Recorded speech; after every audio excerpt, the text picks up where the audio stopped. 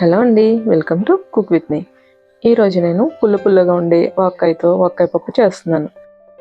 మనం seasonal fruits ఎలా miss అవ్వకుండా తింటామో అలాగే సీజనల్ ప్రకారం వచ్చే వాక్కాయను కూడా ఖచ్చితంగా తినాలండి.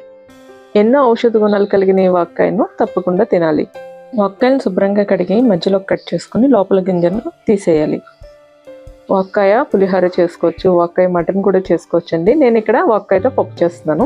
వాక్కాయలను వేసుకుని ఉల్లిపాయలు పచ్చిమిరపకాయలు కూడా వేసుకుని మెత్తగా ఉడికించుకోవాలి.